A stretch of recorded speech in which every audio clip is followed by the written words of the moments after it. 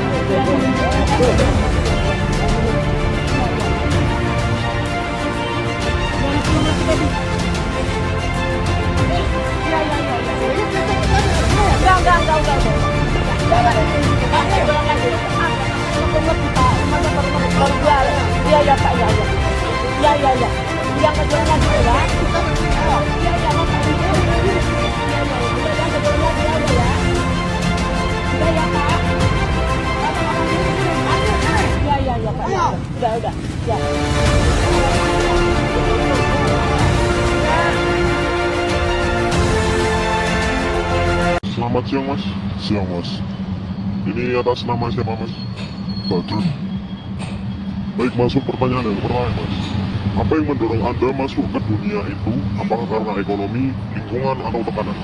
Yang pasti karena ekonomi, karena saya adalah seorang pengangguran dan tidak punya pekerjaan, dan lingkungan saya juga berpengaruh. Baik, masuk pertanyaan yang kedua. Apa yang membuat Anda ingin berhenti dari dunia premanisme? Karena saya ingin bertobat dan keluar dari zona ini dan mencari pekerjaan tetap layak dan halal. Pertanyaan ketiga, sejak kapan Anda mulai terlibat dalam dunia premanisme? Kurang lebih dari 4-5 tahun yang lalu. Terima kasih ya, Mas, untuk wawancaranya, Mas. Sama-sama. Selamat sore, Ibu. Dengan Ibu siapa? Dena. Saya mau bertanya, Bu. Bisakah Ibu ceritakan usaha apa yang sedang Ibu jalankan di sini? Jagung bakar sama jasuke sama minuman rentengan. Ya. Sudah berapa lama Ibu berjualan atau membuka usaha di tempat ini, Bu? Kalau di tempat ini kurang lebih 3 tahun. Ya. Untuk apakah Ibu pernah mengalami gangguan atau pemalakan seperti oleh preman gitu? Pernah sih, Mas, sudah 3-4 tahun yang lalu, tapi di Jakarta. Kalau di sini nggak pernah ya, Bu? Kalau di sini sama sekali nggak pernah, aman kalau di sini. Dan bentuk gangguan seperti apa yang paling sering terjadi? Ya kayak dimintain uang buat keamanan, nanti kalau nggak dikasih orang itu ngamuk-ngamuk gitu. Dan pertanyaan selanjutnya adalah seberapa sering Ibu menghadapi hal seperti itu, Bu? Tentang pemalakan itu? 2-3 kali. Ya. Apa dampaknya terhadap usaha dan pendapatan Ibu? Ya setelah ada preman itu pembeli-pembeli itu kan ada contoh Mas, ada tahu. Jadinya kan pembeli kan banyak yang berkurang gitu setelah ada itu. Kalau gitu terima kasih, Bu, sudah meluangkan waktu untuk wawancara kita. Ya, Mas, sama-sama. Selamat pagi, Pak. Dengan Bapak siapa? Saya Ibda Agus Andriono. Saya di Polsek Colomadu ini sebagai Kanit Camata. Pegawai unit Camata yang bertugas di patroli maupun penjagaan dan pengawalan. Nah, untuk pertanyaan ya Pak ya.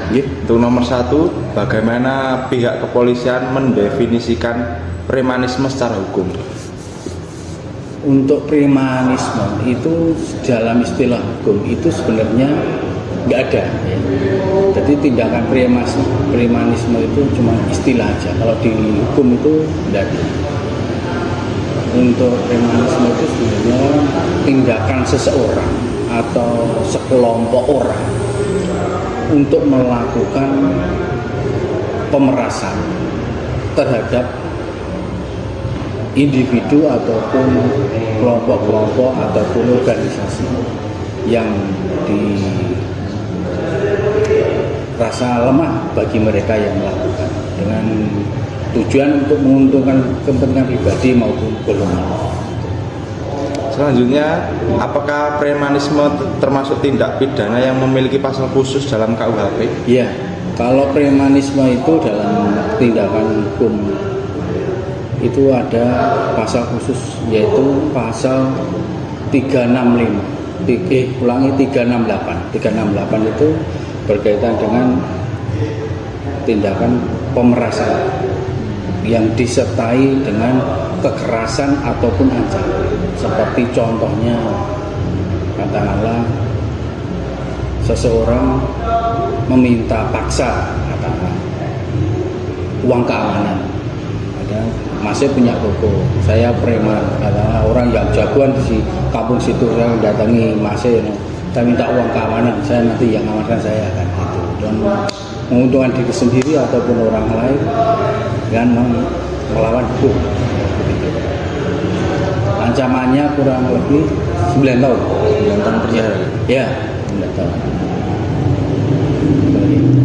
Terus apa saja bentuk premanisme yang paling sering ditemukan di lapangan, Pak? Untuk premanisme yang sering ditemukan di lapangan itu ya pemerasan itu, kemudian pemerasan itu biasanya dilakukan secara pribadi, ada yang secara pribadi, ada yang kelompok ormas atau ormas ini dalam artian banyak sekali ya.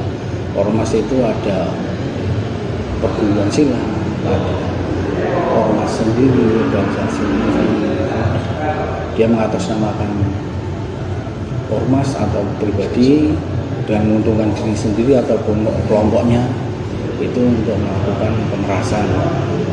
Oke. Terus kemudian parkir liar itu sebenarnya parkir liar itu juga termasuk dalam premanisme karena dia kadang-kadang kalau dalam perda itu sudah Perda Karanganyar itu nomor 19 tahun 2003 kalau tidak salah ya, tentang pajak dan retribusi itu sudah diatur.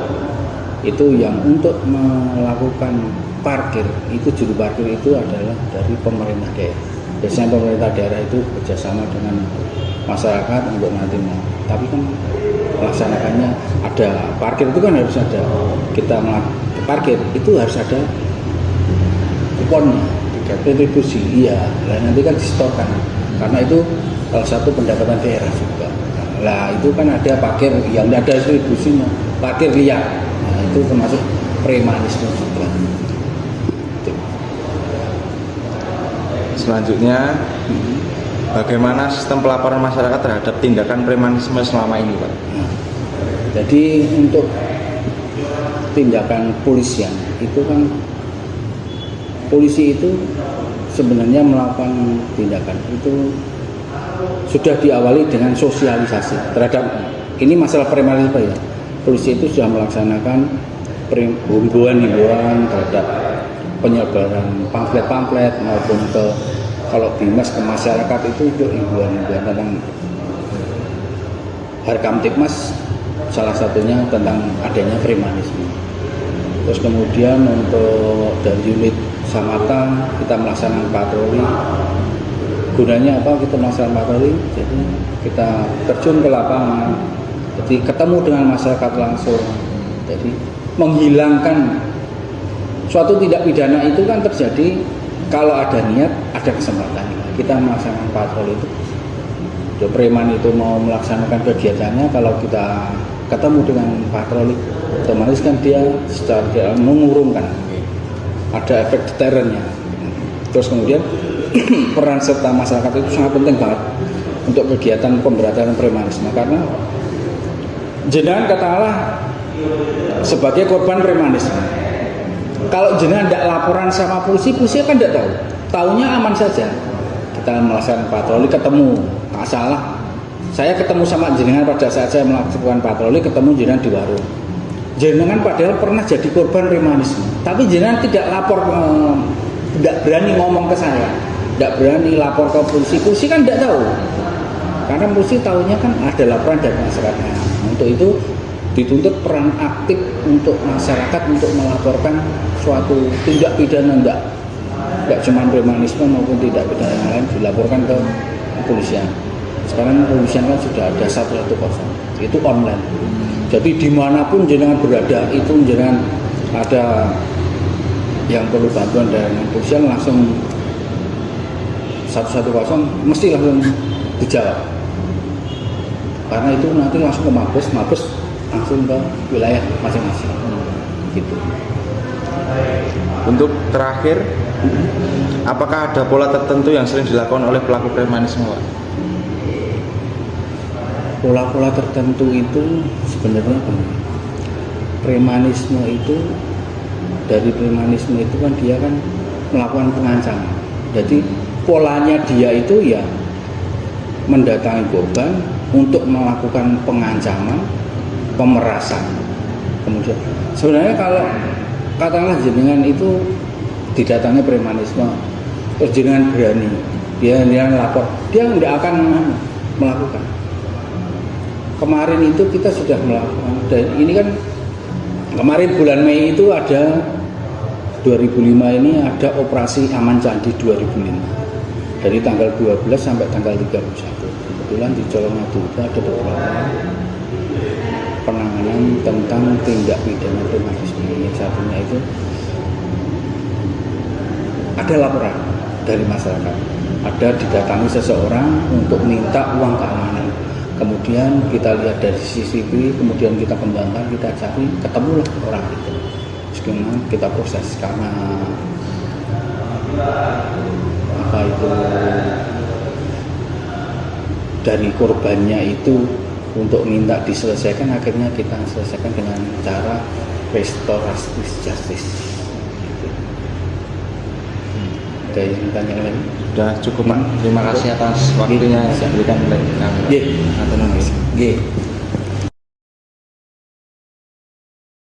Selamat malam, Mas. Ya, selamat malam. Dengan nama siapa? Nama saya Ivan. Ya, asli Solo, Mas. Saya asli Jakarta, cuma di sini ya kerja sambil kuliah. Oh, iya. Ini Mas, ini saya mau bertanya. Oke. Gimana ya sudut pandang Anda mengenai premanisme di Indonesia ini? Oke, siap. Oke. Yang pertama itu apakah Anda pernah menyaksikan atau mengalami langsung tindakan premanisme? Kalau secara langsung ya menurut saya secara langsung tuh belum pernah melihat secara langsung kejadian premanisme. Tapi saya sering melihat di televisi, di berita-berita tentang media sosial, itu sering terjadi tentang antara pedagang atau UMKM atau pelaku usaha lainnya yang diiming-iming dengan penjagaan atau biar supaya merasa aman. Itu menurut saya di televisi gitu. Yang kedua ini ada di mana biasanya Anda melihat praktek premanisme terjadi? Oh, kalau saya melihat praktek premanisme itu terjadi, itu saya ngelihat di media sosial atau di televisi. Biasanya itu terjadi di daerah Jakarta, terus Medan, segala macam. Itu terjadi karena ada salah satu oknum itu dengan embel-embel rasa aman supaya memberikan rasa takut kepada pedagang bahwa wah, saya ini yang megang kuasa, padahal kan nggak seperti itu gitu. Baik, selanjutnya pertanyaan ketiga, menurut Anda seberapa besar pengaruh premanisme terhadap rasa aman di lingkungan Anda? Kalau menurut saya untuk rasa aman itu kita nggak bisa prediksikan. Kalau untuk preman yang menakut-nakuti para pelaku UMKM, pedagang dan sebagainya dengan rasa embel-embel rasa aman itu menurut saya masih cukup aman.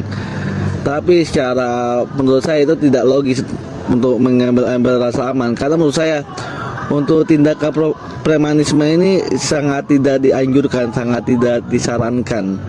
Karena menurut saya itu buat apa? Terima kasih.